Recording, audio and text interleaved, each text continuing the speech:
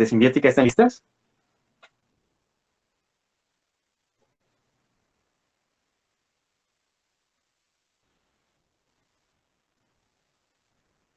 Bueno, el día de hoy vamos a contar con la presencia de las chicas de Simbiótica, las cuales, bueno, por dar una pequeña introducción, se dedican a la producción de alimentos fermentados, kombucha, y bueno, todos sus insumos son orgánicos a partir de productores mexicanos, agroecológicos, y bueno, buscan dar a conocer la gama de fermentados tradicionales mexicanos con características nutritivas y saludables. El día de hoy contamos con la presencia de la maestra en ciencias de Tania Góngora, que es ingeniera en alimentos por la UNAM, especializada en evaluación sensorial de bebidas fermentadas. Estuvo laborando por un tiempo en el rubro cervecero como maestra fermentista y realizó un posgrado en biotecnología por parte del Instituto Politécnico Nacional, en biotecnología de probióticos aislados de fermentos tradicionales mexicanos, y actualmente es maestra fermentista en simbiótica. También contamos con la licenciada Fernanda Iturbide, socióloga, investigadora y activista. Se ha especializado en temas de derechos humanos, violencias y cultura. Y en los últimos años se ha desempeñado como directora en Simbiótica. Así que les damos la palabra y esperamos de su conocimiento. Hola, hola, ¿qué tal? ¿Nos escuchan? Perfecto. ¿Todo muy bien? Sí, todo perfecto. Perfecto. Sí, de hecho, preparamos una pequeña presentación, entonces para ahorita ver la manera de proyectarla. Y bueno, muchas gracias por la invitación nuevamente. Yo soy Tania. Y yo, Fernanda. Así es. Bueno, aquí vamos a hablar a grandes rasgos de lo que son los alimentos fermentados, ya que básicamente, principalmente en México, porque ahora sí que es una gama súper amplia hablar de fermentos mexicanos. Entonces, ahorita que compartamos la presentación, no sé si ya se ve la presentación por ahí. Sí, ya se ve, perfecto. Perfecto. Sí, bueno, como lo comentabas de un inicio, yo soy Tania y Fernanda. Y bueno, adentrándonos en lo que son los fermentos mexicanos, hay que primero poner sobre la mesa que la fermentación surgió de la mano cuando empezó lo que son las civilizaciones. ¿Qué significa esto? Que cuando el ser humano dejó de ser nómada y ahora sí que estableció la civilización, justamente ahí surge lo que es la agricultura y a su vez surge lo que es la domesticación de flora y fauna. Como ya conocemos, la domesticación más clara en México es lo que es el maíz, que pasó del teocintle actualmente al maíz, que es de los únicos cereales que básicamente los gránulos, ahora sí que el cereal no está envuelto, ¿no? Como el trigo y otros, ¿no? Algo bien importante también que surgió cuando se generó lo que es la civilización es el sentido social, político y económico. O sea, se hizo toda una estructura muy compleja de lo que era una sociedad tal cual, a diferencia de cuando eran nómadas. De hecho, cuando eran nómadas simplemente iban y se iban moviendo conforme ellos encontraban recursos disponibles. Aquí, en cambio, cuando ya hubo esta agricultura, pues ahora sí que tuvieron que ir generando reglas para poder vivir, pues convivir muy, muy armoniosamente o dentro de lo posible. Y cuando surge justo esta parte de que ellos cosechan sus propios alimentos, tienen su flora y fauna a la mano disponible, pues empiezan a haber ciertos excedentes en algunos casos y llevar parte de estos alimentos que ellos mismos cultivan. Y aquí surge mucho lo que es varios métodos de conservación. Entre ellos, que es el más antiguo, es el secado. Pero de ahí surge también lo que es la fermentación. De hecho, también de la mano surge toda esta elaboración de utensilios. De hecho, los utensilios, todo lo que es la alfarería, ya venía surgiendo desde antes, inclusive cuando eran nómadas. Empezaron a tener estas prácticas, pero cuando ya se asentó la civilización, lo pulieron perfectamente la técnica y se da perfectamente la cocina y la fermentación con todo este conjunto. También hay que tener en cuenta que todos los alimentos que hoy vemos en la actualidad, no todos siempre existieron aquí, claramente. De hecho, si nos trasladamos específicamente a lo que era Mesoamérica, o igual parte de Aridoamérica, Aquí encontramos ciertos cultivos, encontramos el maguey, encontramos el maíz, que es una fuente principal en la dieta del mexicano, el cacao, que aunque el origen no es México, es más a la zona del Amazonas, se trasladó a lo que era México y fungió hasta como una moneda de cambio. También encontramos lo que es el frijol, el tomatillo, la calabaza, quelites, todo esto que conformaba la milpa. Es importante tener en claro que ahora sí que los recursos, tanto cereales, hortalizas y frutos, pues eran completamente diferentes a lo que hoy conocemos, como la caña de azúcar no estaba para nada en México, de hecho llegó gracias a la colonia, asimismo la canela y muchas otras especias, el trigo, cebada y otros cereales. De hecho, aquí no puse, pero el amaranto pues estaba claramente desde Mesoamérica. Tomando esto en cuenta, antes de empezarle a hablar de algunos de los fermentos, porque algo que es muy interesante es que México, de un registro, al menos de los registros de alimentos y bebidas fermentadas que se tienen en el mundo, México tiene casi el 10%. ¿Qué significa esto? Se han encontrado un poquito más de 2,000 variedades de bebidas fermentadas a lo largo del mundo, a través del mundo. Bueno, en México se encuentran hasta un poco más de 200, y esto solo en registros, porque hay muchas variantes, y ahorita vamos a comentar a qué se refiere con las variantes en varios fermentos, pero hay que tener en cuenta que los fermentos mexicanos se basan, o más bien están elaborados con ingredientes tradicionales, ¿no? Uno de los más importantes y que se ha estudiado ampliamente también es el pozol. El pozol, de hecho, es de origen maya y actualmente se sigue consumiendo en todo lo que es la península de Yucatán, todo el sureste mexicano, y de hecho pozol significa lo que es pozoli, y esto hace alusión a que es espumoso. Esto en el náhuatl significa espumoso. ¿Y por qué le llaman así? Porque ahora sí que para elaborarlo, como se hace tradicionalmente, o en el registro que se tiene, es que se pone a nixtamalizar el grano de maíz, posterior, ya que se nixtamalizó, se martaja, o sea, se muele como de forma muy gruesa, se martaja, y posterior se hacen como estas bolitas que vemos aquí. Puede ser tanto de maíz blanco, maíz amarillo, o algunos otros maíces que estén en esa región, que también hay una gran variedad. Entonces, ya que se hace esto, se envuelve en una hoja de plátano y se deja reposar. O sea, lo que hacían era dejarla reposar de 7 días o hasta más.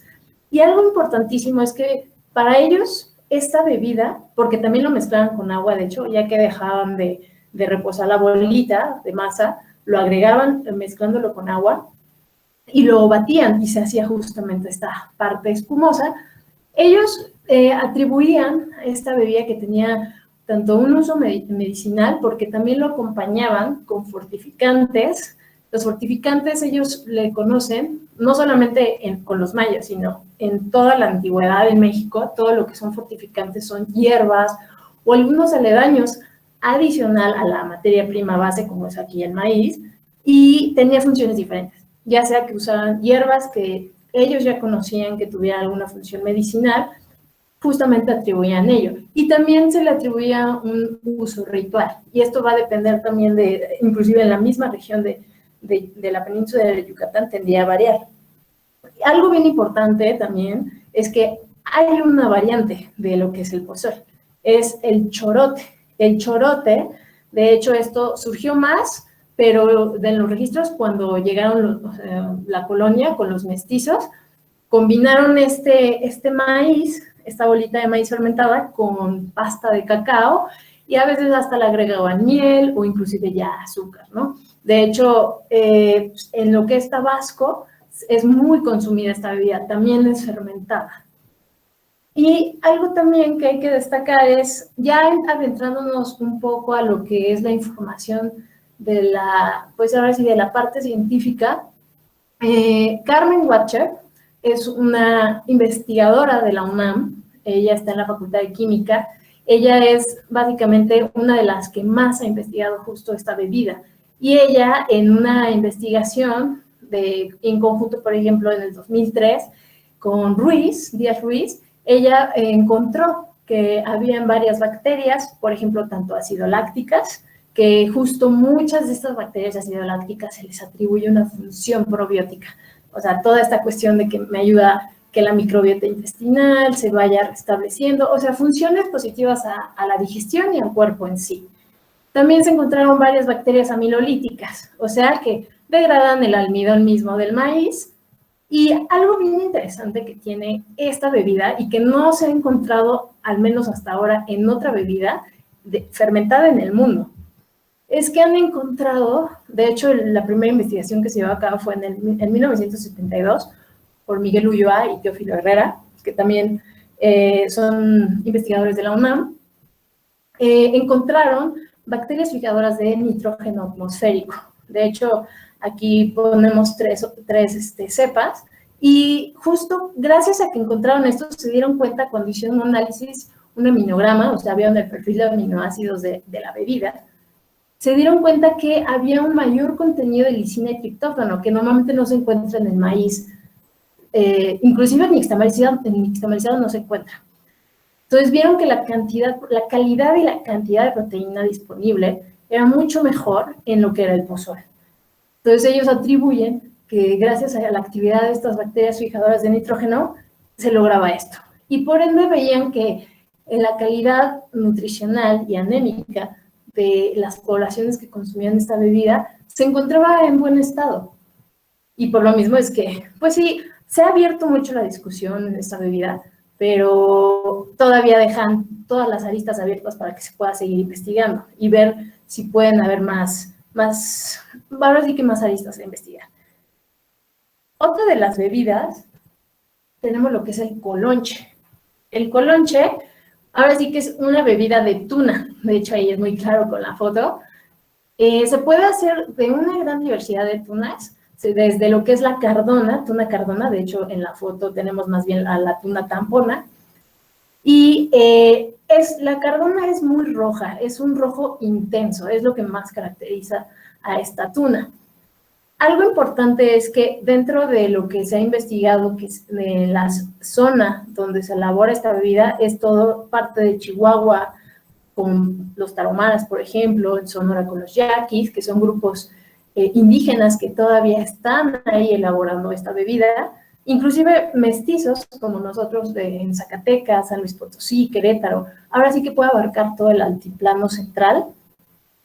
Y lo que han visto es que se emplean hasta 31 variedades de tunas para hacer lo que es el colonche. Y realmente, pues existen, en México, existen muchísimas variedades de tunas, y obviamente de nopal, que es el fruto de nopal. Y entendiendo lo que es el colonche, bueno, se sabe que quienes elaboraron primero esta bebida fueron los chichimecas. Inclusive se tienen registros de esta bebida que se elaboraba hace 2000 años, según la investigación que hizo Diggett en 1928. Es una investigación antropológica y, bueno, encontraron justo que en restos de las culturas chichimecas, que son más al norte, había justamente lo que era la elaboración del colonche, y ellos en algunos códices encontraron que en el náhuatl hacía referencia al colonche a Nochoctli, que básicamente Noch es a tuna o a cactus, bueno, que sí sería la tuna o el nopal, y el octli, de hecho, octli es referirnos a vino, no solamente en este caso, de hecho, en códices, en toda la cultura azteca se menciona octli como inclusive al mismo pulque, por ejemplo, a bebidas a base de miel de melipona, siempre se hace alusión a octli.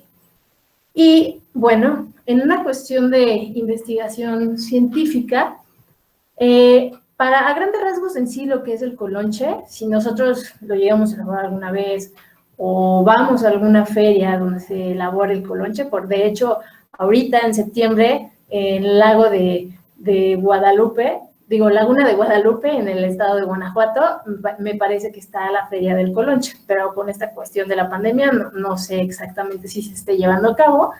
Bueno, la bebida se sabe que es un poco dulce, puede llegar a ser ligeramente efervescente, agradable simplemente.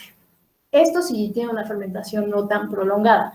Si se llega a tener una fermentación más larga, puede llegar a ser inclusive ácida, y algunos llaman o nombran que puede llegar a ser butirácea, o sea, notas como a mantequilla, quizá en este caso, dependiendo la región y el tipo de tuna que se esté usando.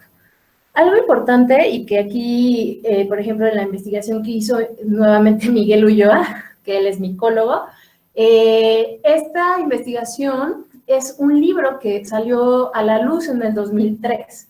Este libro les recomiendo que lo puedan leer, está en PDF abierto, se llama Más allá del pulque y el tepache. Bueno, ellos investigan el colonche e investigan otras bebidas fermentadas no alcohólicas.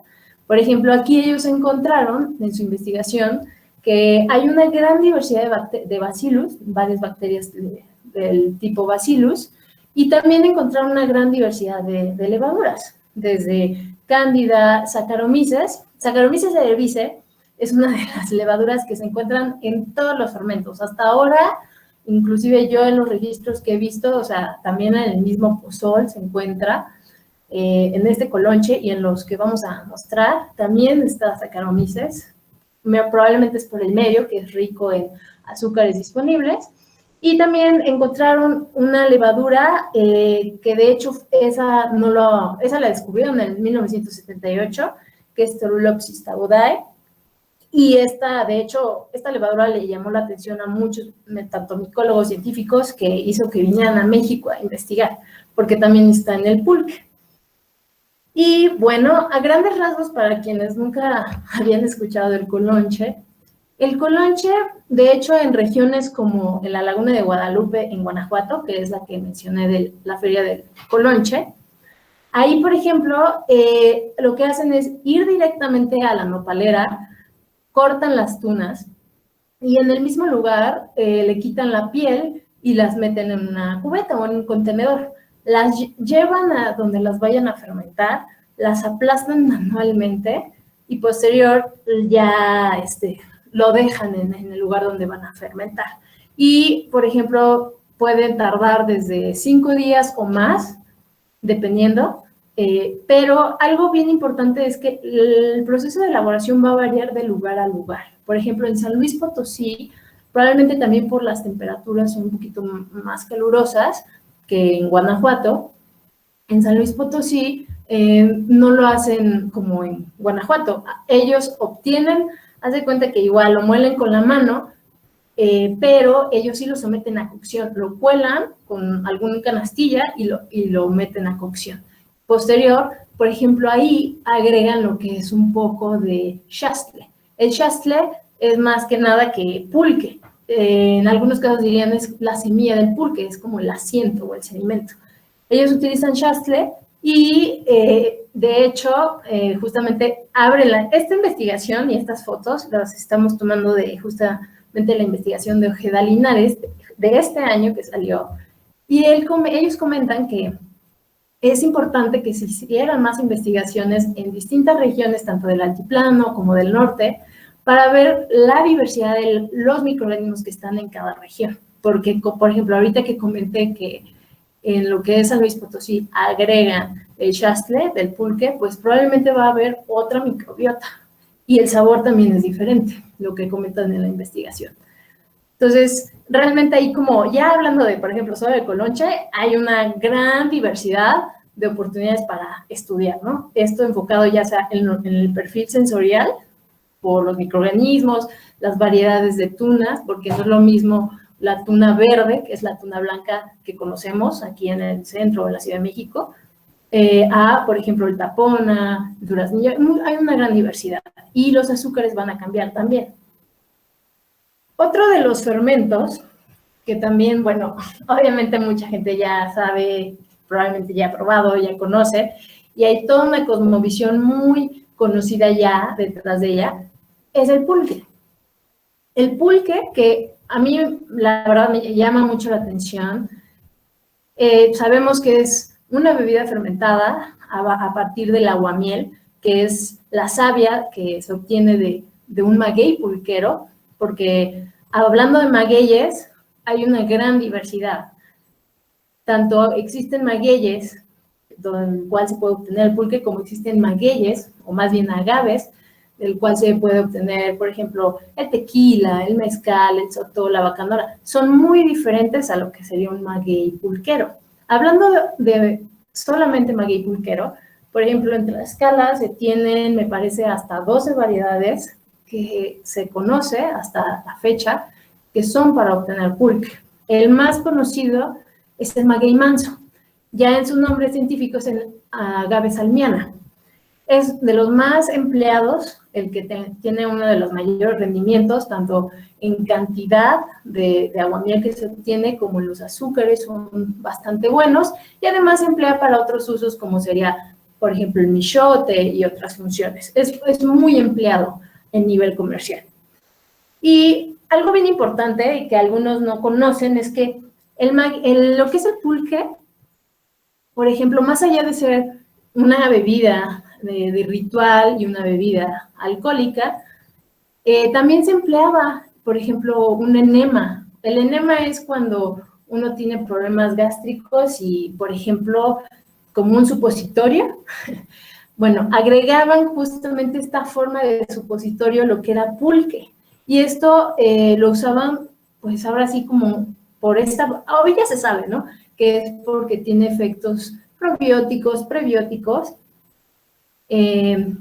Por eso muchos atribuyen que obviamente hace muchos años atrás, o sea, hace 1200 o 900 antes de Cristo, no se sabía lo que eran los microorganismos, pero conocían que había funciones. Inclusive se tiene que Clavijero sí reconocía propiedades benéficas a lo que era el pulque. Y, por ejemplo, esta parte de lo del NEMA, de hecho, en la investigación de Furst, un arqueólogo, en 1977, él justamente vio que al menos en Xochipala, Guerrero, así empleaban el pulque.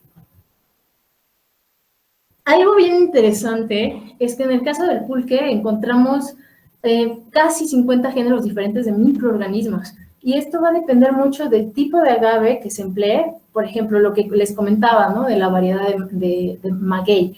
El salmiana, que es el manso, es de los más empleados, pero se tiene, por ejemplo, el cenizo, se tienen muchísimos. Y en efecto, cada uno va a atribuir a que la microbiota de ese pulque cambie. Porque además es bien sabido que cada maguey tiene sus propias condiciones de crecer en la tierra. O sea, algunos necesitan cierto tipo de suelo, condiciones un poquito más calurosas, un poquito más de humedad. Entonces, esto, queramos o no, sí va a impactar en lo que es la propia microbiota. También, bueno, algo importante y que es de reconocer, una investigación en el 2004 por parte de Escalante, que es un investigador del IBT de la UNAM, el Instituto de Biotecnología. Él fue uno de los primeros en generar un mapeo de microorganismos, o sea, un estudio metagenómico, donde él mapeó y fue viendo qué variedades de bacterias, principalmente acidolácticas, habían en el pulque. Y él fue encontrando una gran diversidad. Posterior surgieron otros estudios, del cual inclusive yo no estuve involucrada, pero yo trabajé con cepas de pulque obtenido de muestras de Tlaxcala en una investigación en el 2015 del Politécnico. Ellos, por ejemplo, de estas mismas cepas que comenta Escalante, estudiaron su potencial probiótico. O sea, si tenían ahora sí que esta acción probiótica. ¿Ok? Y bueno, algo bien importante es que sí se encuentran muchas de estas cepas, básicamente en todos los pulques, pero van a variar la cantidad en la que se encuentre y también la diversidad, dependiendo de lo que ya veníamos comentando. Y también algo importantísimo es que la fermentación que se lleva en el pulque es, ahora sí que de manera general, se sabe que va desde lo que son 12 horas o a lo mejor hasta 48 horas. Esto depende mucho de las condiciones climáticas también. La temperatura óptima puede ser 25 grados centígrados. De hecho, aquí tenemos una tinaja donde hay pulque fermentando. Esta tinaja lleva lo que es 24 horas.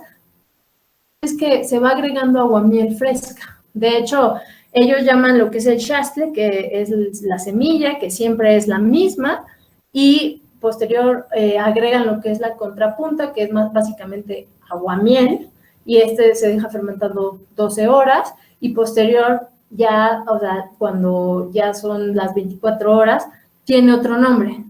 Entonces, ahora sí que los maestros pulqueros o los tlachiqueros van refiriendo, dependiendo el tiempo y también cómo sabe y todas las características, al pulque. Y en efecto, otro de los estudios que se vio es que el xastle no es el que tiene más microorganismos vivos, de hecho es justamente la contrapunta, que es donde se acaba de agregar el aguamiel y en efecto va a haber muchos más microorganismos viables. Y a lo largo del tiempo se va haciendo baboso.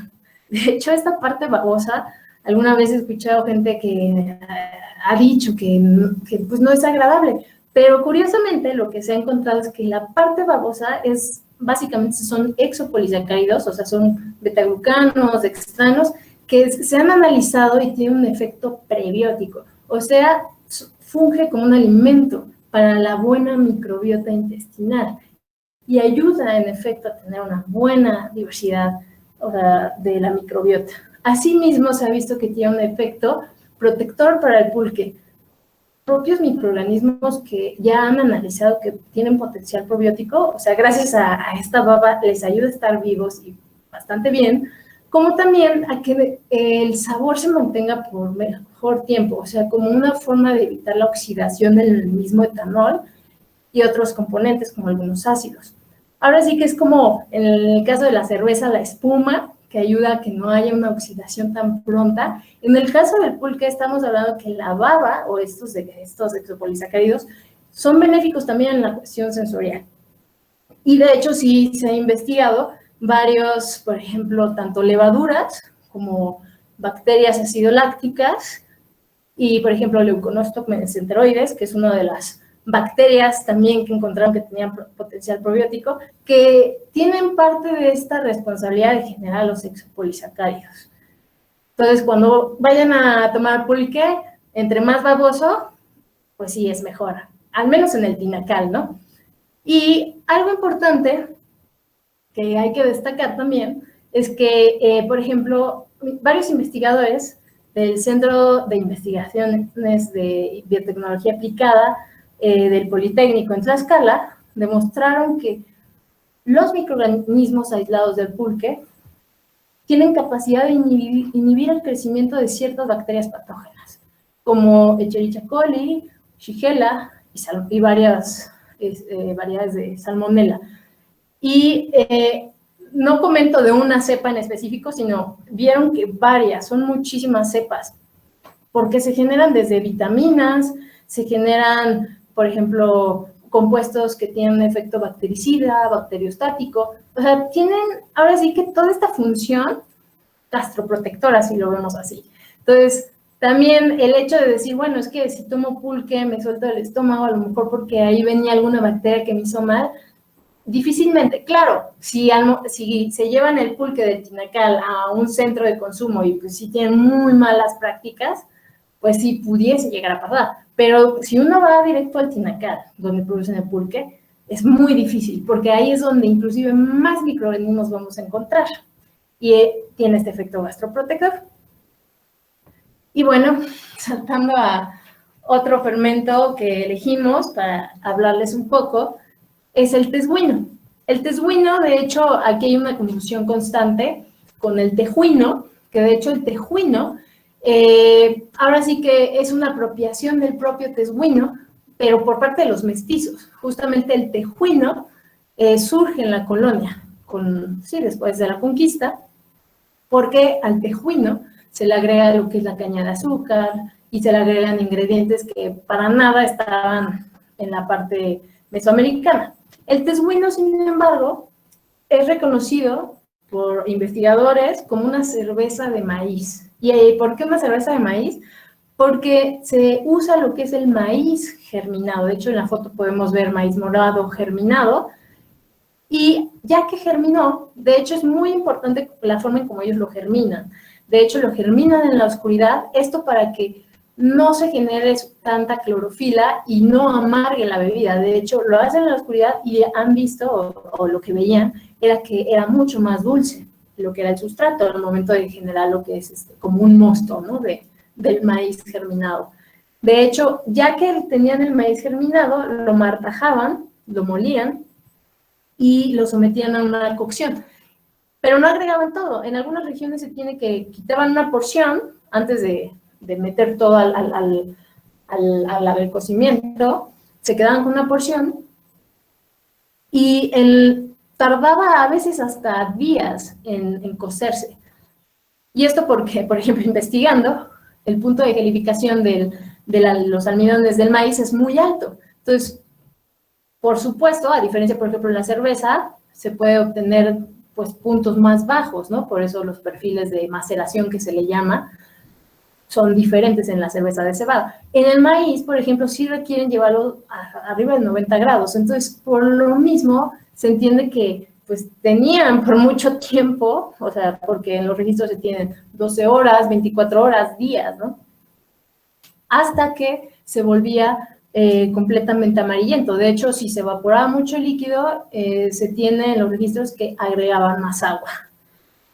Y algo importante es que cuando ya retiraban del fuego, ahí dejaban que se enfriara y agregaban la porción de maíz germinado que había comentado que habían apartado. La agregaban como un fortificante, que es lo que comenté al inicio.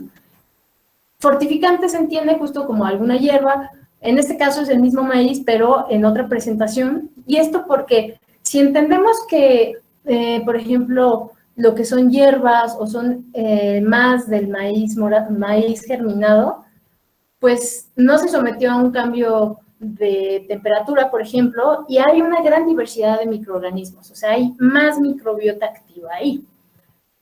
Entonces, con eso activaban más la fermentación.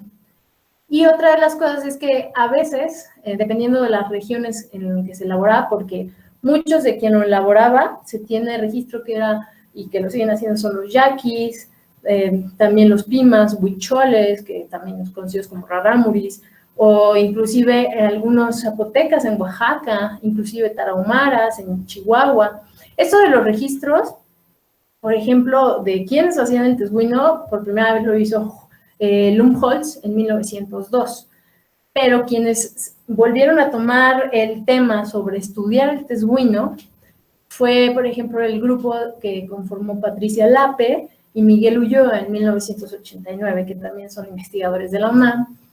Ellos, por ejemplo, sí se fueron a regiones del noroeste y estuvieron haciendo análisis en las tinacas donde se fermentaba, porque para esto se conoce lo que son por ejemplo, son unas ollas grandes donde se elaboraba el tesguino y por esto, por ejemplo, tanto ahí lo elaboraban como ahí lo dejaban fermentar y lo que veían es que ni siquiera las lavaban. De hecho, tomaron muestras tanto de las paredes de las tinajas como de todo lo que veían que se usaba para justamente tesguinadas. Las tesguinadas eran fiestas que se hacían, que podían haber durado unos días, donde se consumía esta bebida.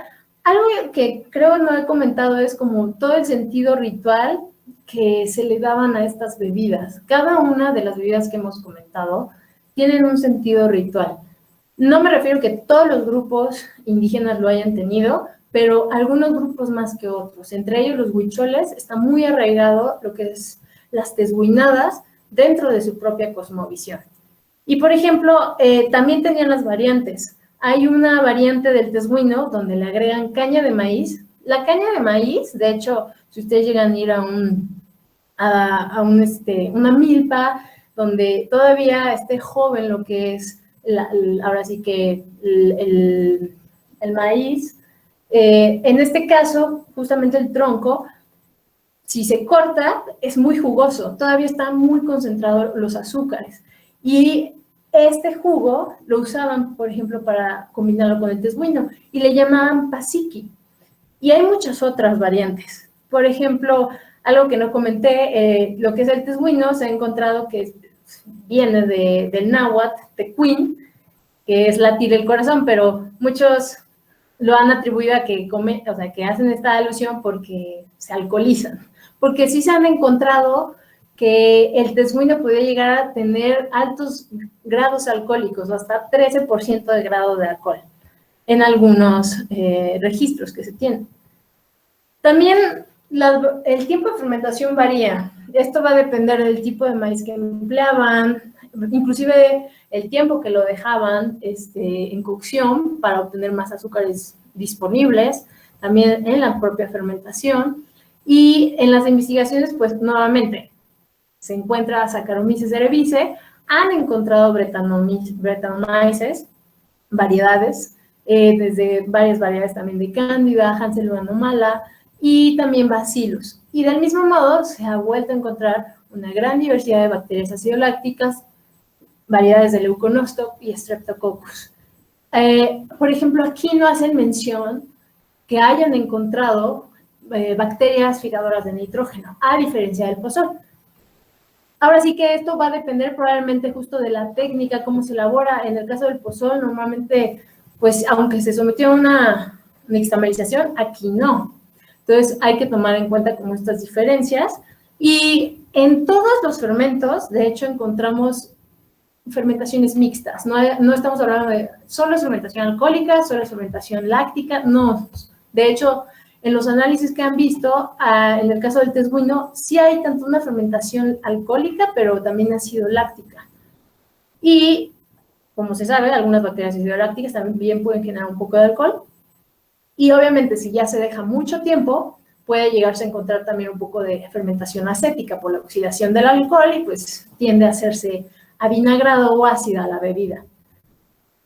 Y bueno, también algo muy importante que creo que hay que recalcar con todo lo que hemos venido comentando es la parte de los fermentos tradicionales y la innovación tecnológica. A lo mejor a algunos les va a sonar muy raro, así como eso se puede mezclar. Sí, sí se puede hacer. De hecho, uno de los ejemplos más claros es el pulque. El pulque, cuando vienen justo los conquistadores, cuando es época de la colonia, ahora sí que fue uno de sus mejores momentos, comercialmente hablando.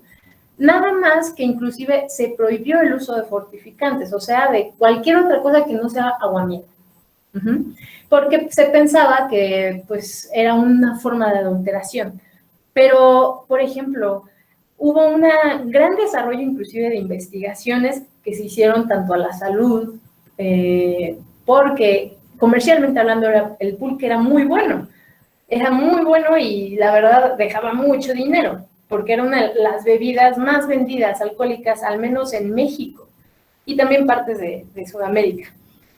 ¿Qué pasaba aquí? Pues que gracias o lamentablemente que se empezaron a introducir otras bebidas, como es el caso de la cerveza, se perdió de vista, se empezó a difamar, entró con ahora sí que en una crisis muy fuerte, al punto que pues actualmente sigue en una crisis. Y esto ha hecho que todo lo que se venía implementando, pues se fuera perdiendo. Y algo importante es que luego cuando uno va a un tinacal o nos hablan de pulque, por ejemplo, nunca se nos viene a la mente que pudieran haber buenas prácticas de manufactura, ¿no? Que la gente se lave las manos, que la gente tenga limpio el lugar, o sea, hay tinacales que sí lo hacen actualmente. Pero lamentablemente por la falta de apoyo económico también, y también por la falta de información, no se puede implementar en todos los casos. Pero, por ejemplo, si cualquiera de ustedes en algún momento les interesa el tema de trabajar con pulqueros, pues podrían llegar a tener un buen proyecto de estandarización de buenas prácticas de manufactura. Asimismo, de hecho, yo sabía que, porque sí hay un gremio de los pulqueros, que estaban trabajando en generar una norma mexicana, justamente al menos para lo que era el pulque. Entonces, este es un gran avance, porque esto va a ayudar a que, pues, todo este estigma que se tiene de, por ejemplo, es el pulque como una bebida sucia, una bebida de pocos cuidados, pues se vaya retirando, porque en efecto el pulque le puede tomar más de 10 años en que, por ejemplo, en el caso del maguey, que pueda darse o pueda dar lo que es el mismo aguamiel, tarda 10 años o más, dependiendo de la variedad de maguey. Sí, Y además de ello, pues nos puede dar máximo 1 año, y eso es exagerado, de aguamiel, de producción. Entonces, creo que, y no solo eso, o sea, dependiendo de la variedad de maguey, nos va a dar un sabor, una textura, un sabor, un nivel alcohólico. Hay toda una gama de selección en el caso del pulque.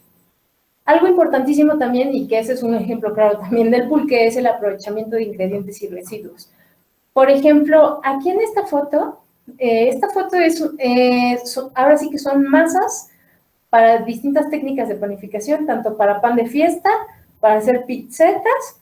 ¿Y qué pasó aquí? Se fermentó con chastle, que es justamente lo que comentábamos, el sedimento del pulque. Hay una gran diversidad de levaduras principalmente, y en efecto aquí se hizo como si fuese una forma de masa madre, pero se empleó como un inóculo lo que era el chastle, y da muy buen sabor, además de que leuda muy bien el pan. Hay que conocer bien tanto el ingrediente, porque cabe destacar que no se usó trigo, se usó lo que es maíz en este ejemplo, pero por ejemplo la productora es Yara Muñoz, ella es una cocinera tradicional de Tlaxcala, ella trabaja con chastre y trabaja con maíz, hace mezclas también con trigo, y todos los productos de panificación que tiene son excelentes. Entonces, creo que ella es un gran ejemplo que puede inspirar a darle uso. Por ejemplo, el chastre, pues cuando ya pasa mucho tiempo se puede volver un residuo, y no solamente hablando de lo que serían los microorganismos, también ya sabemos que el maguey, pues tanto la fibra se puede usar a muchas escalas del mismo maguey, pero también, por ejemplo, se pueden llegar a obtener los propios microorganismos probióticos para extrapolarlos a otros productos. Esto con ayuda de varias investigaciones, claro. Algo también que se tiene que tener en cuenta es la aplicación de las cepas, que es lo que comenté, para desarrollar nuevos productos, ¿no? Este es un claro ejemplo. Se puede extrapolar los microorganismos, por ejemplo, en el caso del pozol, si se sabe ya que hay bacterias fijadoras de nitrógeno, inclusive se puede extrapolar para inducir una mejora en la calidad de aminoácidos, de proteínas más bien, para otros alimentos, o también para utilizarlo como pues una fuente en el campo mexicano, ¿no? Porque también muchos cultivos requieren de esta función.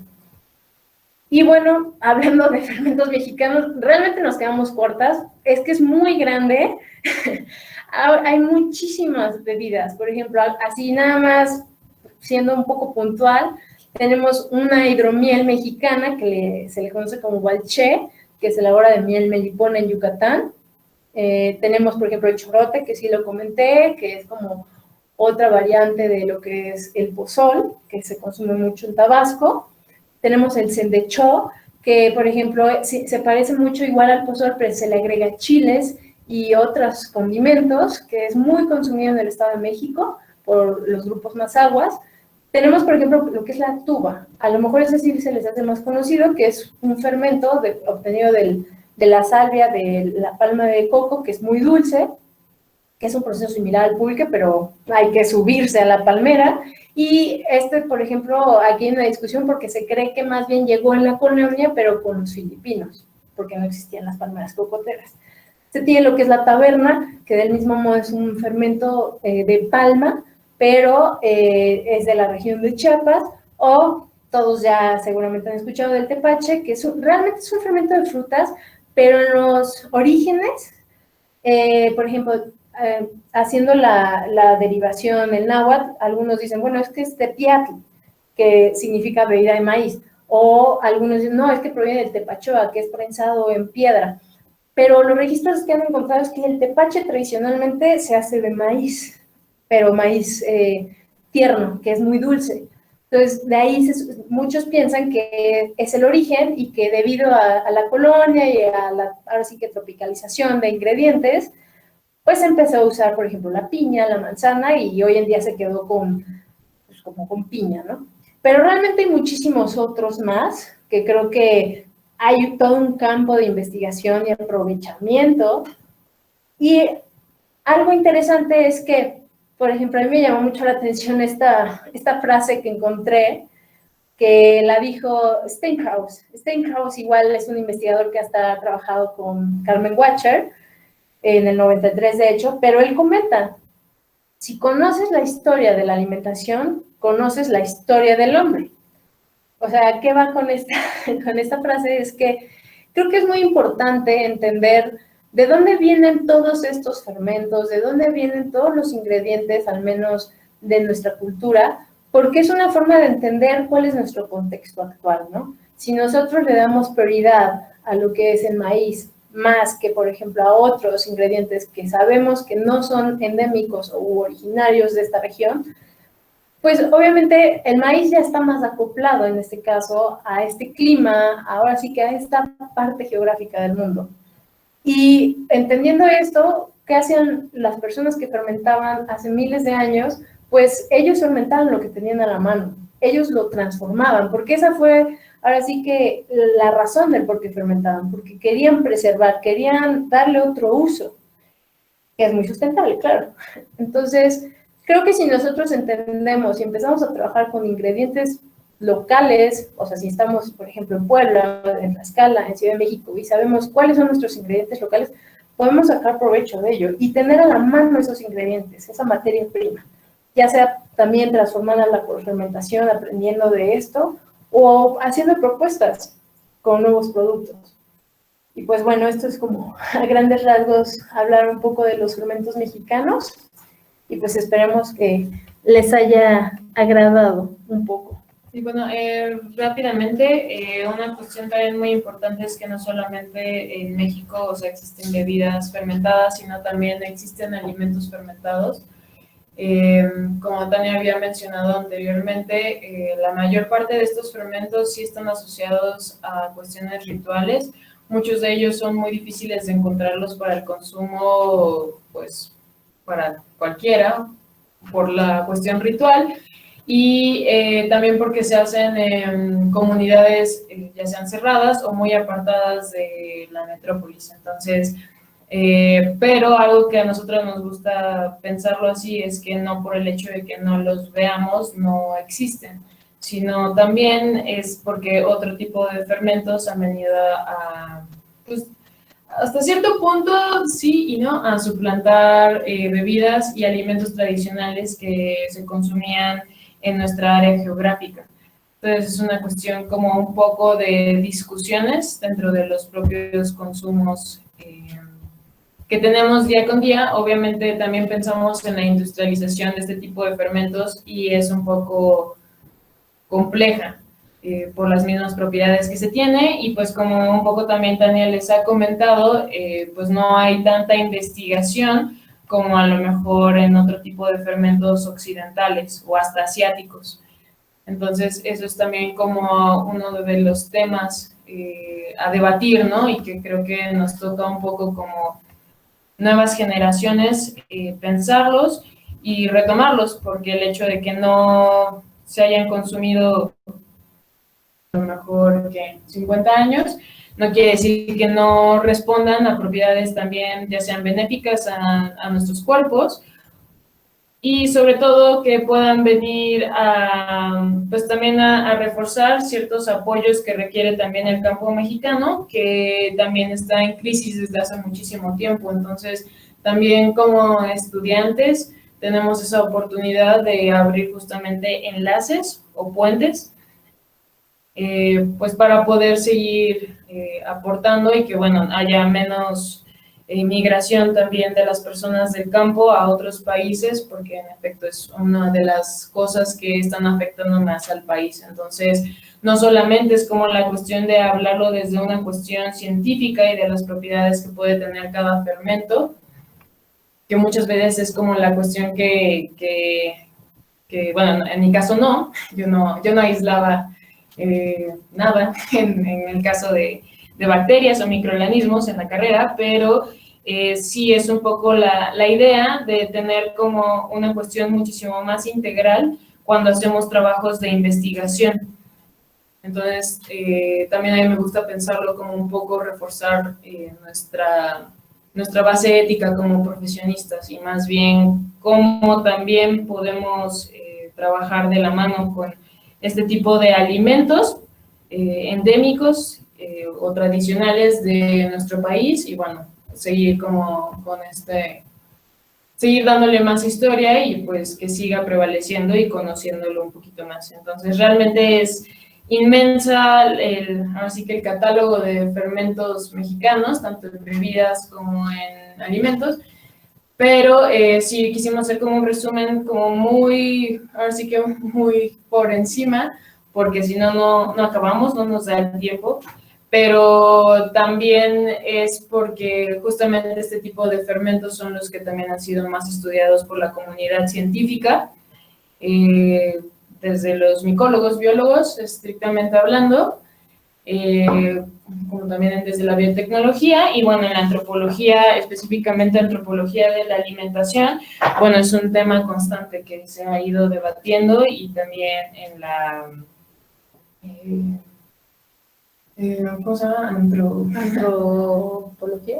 Sí, en la antropología, bueno, ahorita me acuerdo el nombre. Entonces, es muy interesante y bueno, o sea, también hay que pensar en los procesos tradicionales y pues en que en efecto los pulques o lo que consumamos no es estrictamente lo que era en el pasado. Entonces también hay que tener muy consciente que el pensarlo como fermentos prehispánicos, que a nosotros nos gustan más decir mesoamericanos, pues es complejo, porque en efecto los sentidos y las formas en que los llegamos a consumir cambian. Entonces nunca se va a asemejar el consumo de ningún fermento o alimento tradicional para nosotros como para una comunidad. Entonces hay que tenerlo siempre muy en claro y bueno, pues igual nos gustaría como saber sus preguntas, un poco generar más diálogo y no solamente hablar detrás de la pantalla. Bueno, antes que nada, darles las gracias por su participación, por compartirnos todo su conocimiento. Tenemos algunas preguntas que nos hicieron algunos compañeros que pues no pudieron estar presentes en este momento, pero nos dejaron sus preguntas para ustedes. Y bueno, vamos a empezar con la primera, que nos preguntan, ¿cuál es el factor más importante por considerar durante la fermentación?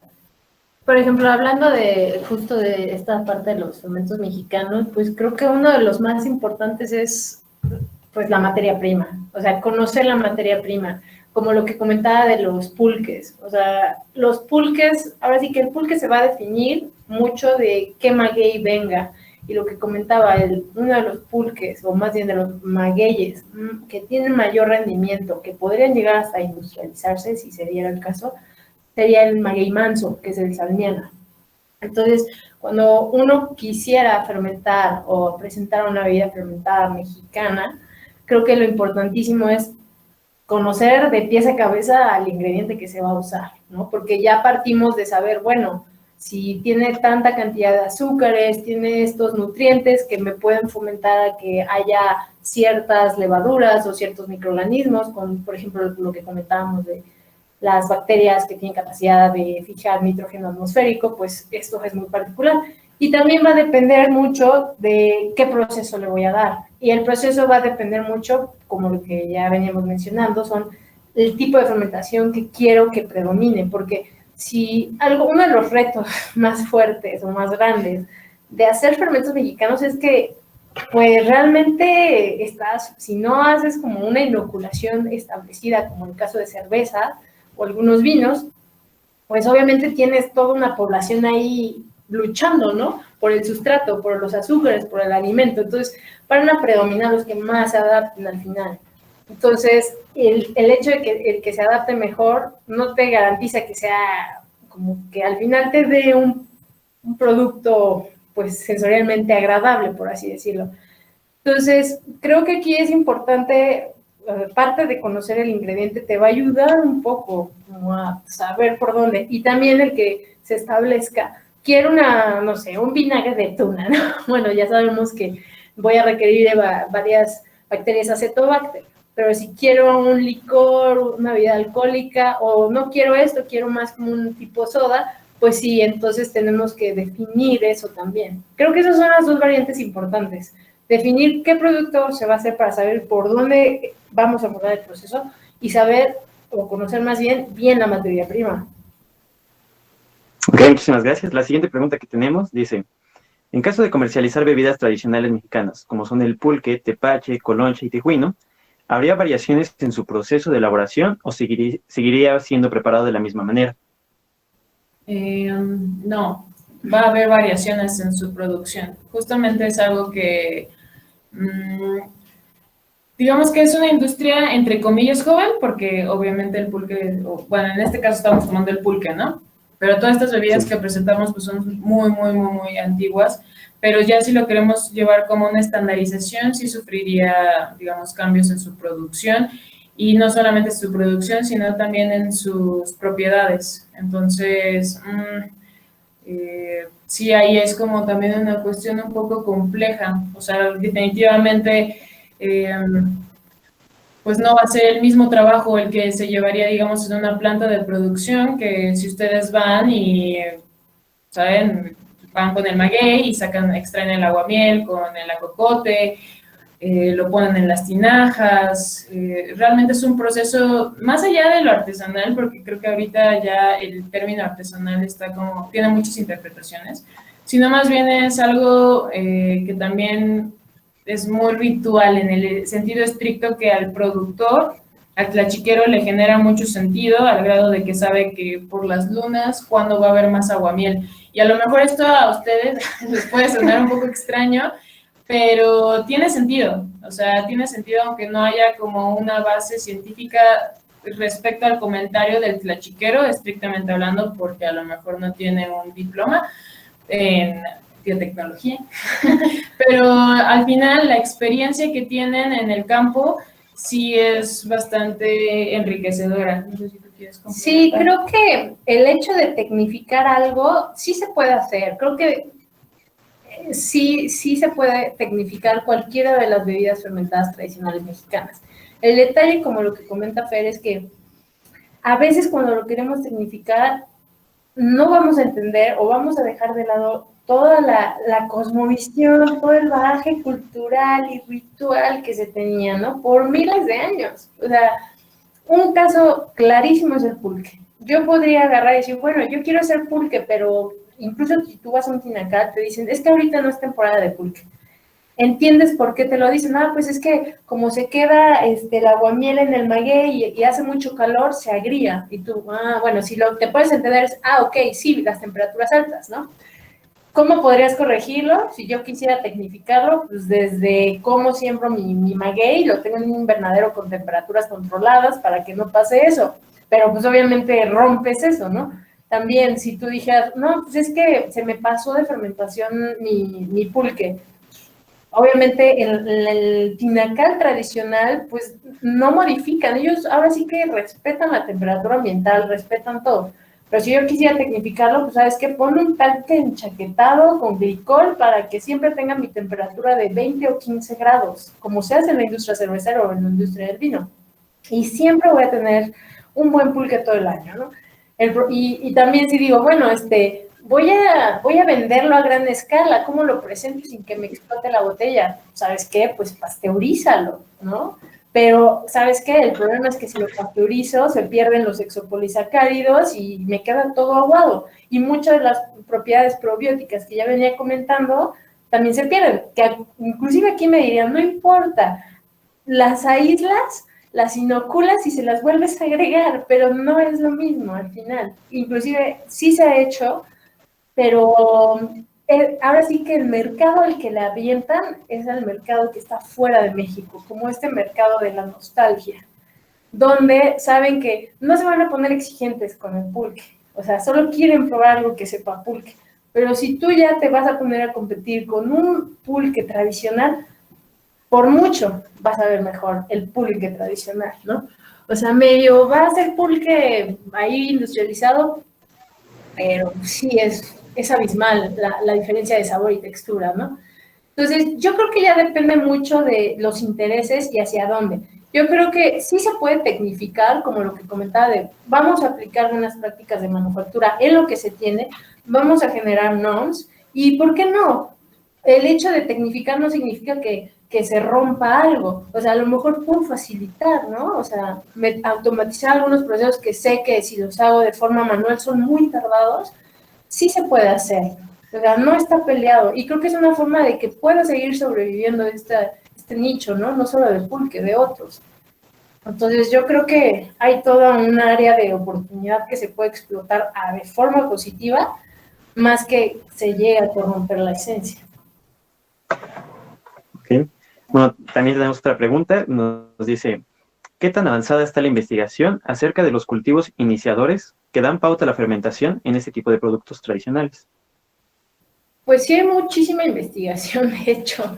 O sea, de hecho, actualmente hasta hay empresas que se dedican a eso. O sea, yo conozco una empresa, creo que se llama Ginkgo Bio, que está en Boston, en Estados Unidos, que se dedican a eso. O sea, se dedican, o sea, si yo, por ejemplo, tengo, no sé, tengo un colonche y vendo colonche y tengo suficiente capital para irme a Boston y decirle, ¿sabes qué? Lo quiero hacer súper grande, ¿no? Ellos lo que van a hacer es analizan justo el proceso de fermentación, analizan quiénes son los protagonistas que me están dando el sabor y las características principales, o sea, porque no puedes incluir a todos, por lo mismo que comentábamos, porque se genera porque no todos te van a dar lo que deseas en una cuestión sensorial. Entonces, sí hay una selección y de ahí parten tomas tu sustrato, pasteurizas y agregas. Pero, pues, eso es hablar de una cuestión, pues, industrial. Pero justo retomando lo que comentábamos de que el ritual, que las tradiciones, pues sí se van a ver probablemente de un poco mermadas, ¿no? Bueno, es que, o sea, por eso yo digo que es una cuestión de discusión, debate y una cuestión meramente ética. O sea, yo creo que cuando tecnificas siempre, o sea, sí o sí, o sea, esa es mi postura muy personal, o sea, vas a cambiar procesos y vas a cambiar sobre todo significados. Entonces, la apuesta es a una masificación y obviamente una ganancia dentro del producto. Entonces, el problema de las investigaciones es que, pues, justamente es hacia la tecnificación y la ganancia a través de ello. Ahora, habrá personas que a lo mejor les parezca que tiene mucho sentido eso y que justamente eso es lo que deben de hacer. El problema es que dejamos o sea, aquí hablamos mucho de protagonistas como microorganismos vivos, etcétera, pero al final también una cuestión muy importante cuando hablamos de una producción agroecológica en el campo es que también influye mucho dentro del mismo terruño el productor. Entonces, ahí también es una cuestión que habrá bueno, yo siempre la pongo sobre la mesa porque entonces al tecnificar al final se pierde un poco también la cuestión humanitaria. Entonces, pues podemos también correr el riesgo de generar monocultivos, ¿no? De maguey pulquero, como ha pasado, por ejemplo, en la industria tequilera, mezcalera, y que actualmente es una crisis también muy grande, en donde se pierde la diversidad de otros agaves. Y entonces, digamos que la tecnificación siempre va a conllevar sacrificios que no forzosamente significan algo muy positivo. No sé si... Sí, y siguiendo sobre la misma línea, Daniel Omelín nos pregunta, ¿por qué creen que no existe la industrialización de estas bebidas? Pues mira, lo que nosotros hemos, por lo menos investigado, y es también creo que una postura propia de nosotras, también por lo mismo que nosotros pensamos y como en nuestra manera de trabajar, ¿no? Uno es porque los fermentos tradicionales mexicanos, yo lo llamo así, son sumamente explosivos, sumamente vivos, por llamarlo con términos muy coloquiales. O sea, o sea, si tú quieres un fermento tradicional sin que sufra, digamos, como tantas transformaciones de lo que consumirías en el lugar, digamos, voy a seguir sosteniendo el ejemplo del pulque, ¿no? Si tú vas con el plachiquero, que lleva 12 años de haber cultivado, cuidado su maguey y lo capa, en ese momento te abre y entonces te da el aguamiel fresca y posteriormente te da, digamos, las diferentes horas, ¿no? Del tiempo que lleva fermentando su pulque. Tú vas a poder degustar justamente ese pulque, pero si tú te lo quieres llevar a tu casa y tú dices, no, pues Elisa es súper rico y este es el que me gusta, y te vas a dar cuenta de que justamente son fermentos que son muy difíciles de envasar, o sea, de masificar y que la gente le llegue a su casa y que lo tenga en su refrigerador y que no vaya a abrirlo y explote. Entonces, también son fermentos que cambian muy rápido su cuestión organoléptica. Entonces, de por sí los fermentos son complicados en su consumo en la vida actual. ¿Por qué? Porque estamos acostumbrados y acostumbradas al consumo de bebidas y alimentos ultra azucarados y estandarizados. Entonces, cuando eso nos rompe en cuestión sensorial, como pasa con los fermentos, que a pesar de que ahorita están como en boga y que mucha gente llama el umami y que todo esto que lo buscan y lo meten, la verdad es que nos cuesta mucho trabajo porque llevamos mucho tiempo con la industrialización alejándonos de la complejidad de paleta de sabores.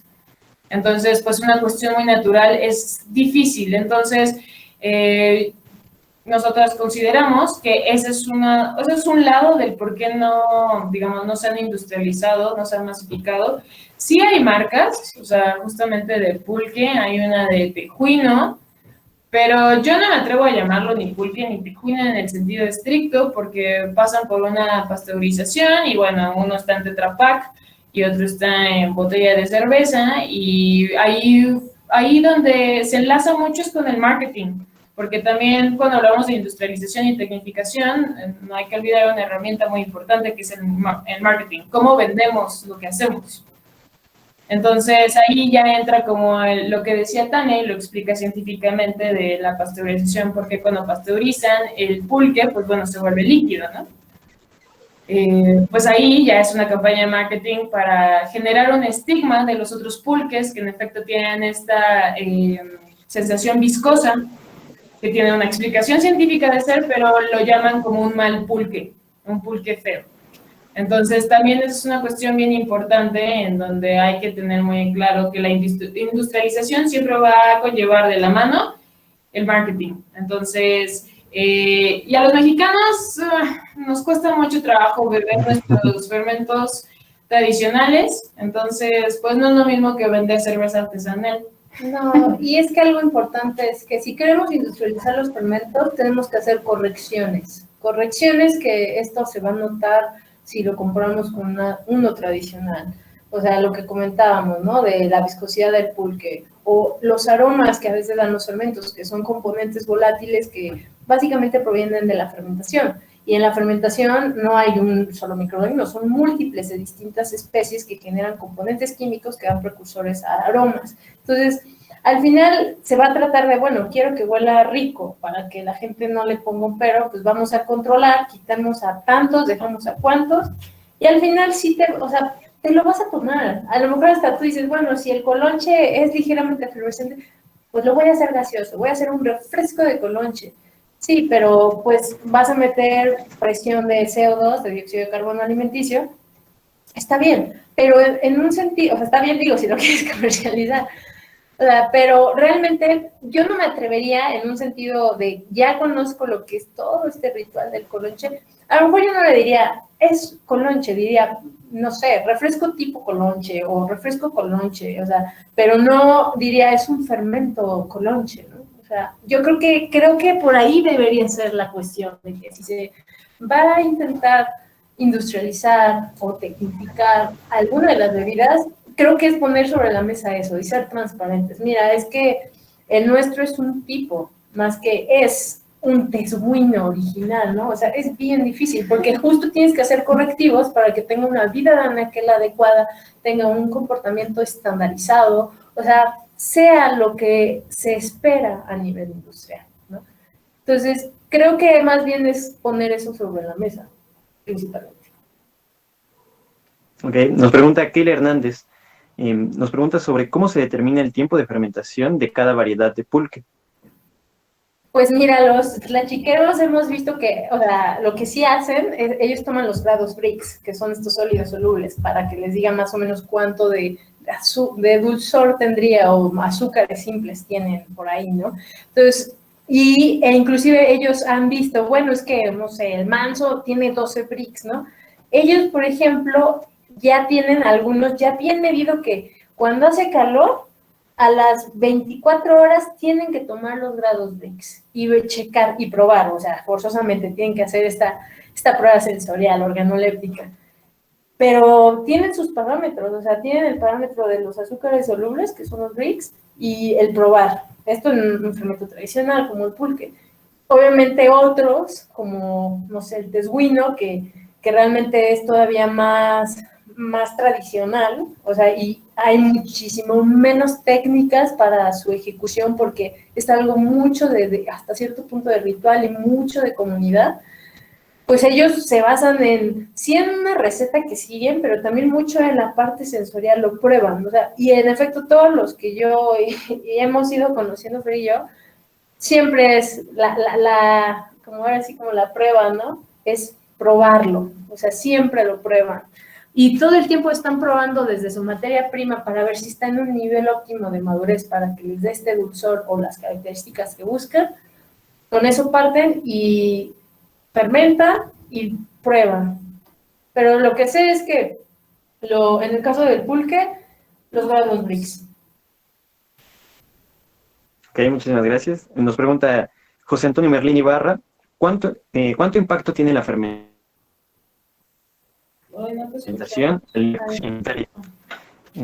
¿Cuánto tiempo tiene la fermentación en la línea de producción, investigación, en la industria alimentaria? Uy, pues mira, si lo ponemos así, la fermentación se puso ahora sí que de moda en el ámbito científico gracias a Pasteur, este querido francés, que vino a decirnos que, por ejemplo, en el caso del mosto de uva, fermentaba porque había una levadura, llamada Saccharomyces cerevisiae, ¿no? Entonces, Pasteur fue de los pioneros que puso como de moda estudiar las fermentaciones. Posterior vinieron otros como Koch, que más bien se basó en la parte de microbiología, pero alimentaria, y también de algunos otros enfocado a problemas, ya sea enfermedad de transmisión alimentaria o de otros tipos de infecciones por patógenos, ¿no? Y algo importantísimo es que a partir de ahí, el siglo pasado fue crucial para que entendiéramos, al menos la primer parte del siglo pasado, al principio de 1900, muchos investigadores, al menos desde Europa, inclusive en la India, pero más Europa, se enfocaron muchísimo a hacer investigaciones de cómo se llevaban a cabo las fermentaciones, todo esto del ciclo de Krebs, la glucólisis, ahí es donde surgió la investigación, en esa época. Y mucho tuvo que ver justo por investigar las fermentaciones. Y algo que siempre pongo sobre la mesa, que por eso digo, bueno, la industria cervecera y la industria del vino sí vinieron a darnos algo bien importante. Quien fondeó a Pasteur fue la industria del vino. Si no hubiera sido por ellos, ni tampoco por la industria cervecera, hubiéramos tenido a lo mejor muchísimo más tarde estas investigaciones. Y lo mismo pasó con, por ejemplo, Kendall, también él desarrolló todas las investigaciones gracias a que trabajaba a Carlsberg.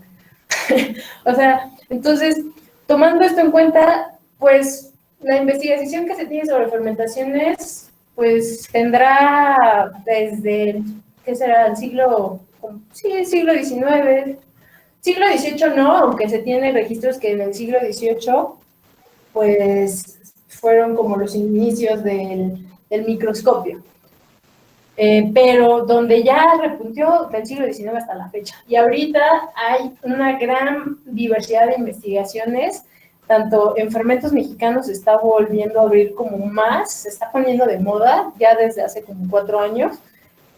Si alguno de ustedes quieren irse a estudiar como toda esta cuestión de las fermentaciones, tanto el IBT de la UNAM como el Politécnico y la UAM están agarrando vuelo para todo esto. Han sacado muchos papers respecto a, por ejemplo, investigar qué microorganismos están involucrados en las fermentaciones para impactar en la parte sensorial o en esta parte de salud de los probióticos. Entonces, hay muchísimo de donde se le puede agarrar, realmente. Bueno, pues al parecer ya no hay más preguntas. Les agradecemos mucho su tiempo, su participación, que nos hayan podido dar un poco de su tiempo y de su conocimiento, que es valioso. En verdad, notamos su pasión en el tema y pues nada más agradecerles. Muchas gracias a ustedes. Espero que les haya sido ameno. Y bueno, ya, o sea, igual pues abriendo este canal, pues si en algún momento a ustedes les llegara a interesar pues hacer una visita con algún productor, por ejemplo, en Tlaxcala, que no les queda tan lejos de allá de Puebla, pues también podremos nosotras pues facilitar, digamos, este espacio para que también pudiesen conocer, degustar y tener como este acercamiento justamente a los procesos y a las cuestiones sensoriales que por ahí tenían como las dudas de los puntos de fermentación o cómo miden toda esta parte. Sí, o si quieren hacer un trabajo porque, por ejemplo, justo algo que no se ha hecho es generar un perfil de sabor de pulque para cada maguey. O sea, creo que si algunos de ustedes se interesan hacer un proyecto así, estaría increíble porque, de hecho, tendrían el apoyo del gremio completamente. Entonces, ahí está. Tarea. Sí, tarea. Pues muchas gracias. Esperemos que se mantenga la relación entre Simbiótica y Seina y podamos seguir trabajando en manera conjunta. Muchas gracias. No, gracias a ustedes, chicos. Bueno, pues ha sido un placer para nosotros y esperamos encontrarnos en una siguiente ocasión. Claro que sí, muchas gracias. Hasta luego. Gracias, hasta luego. Hasta luego, buen día.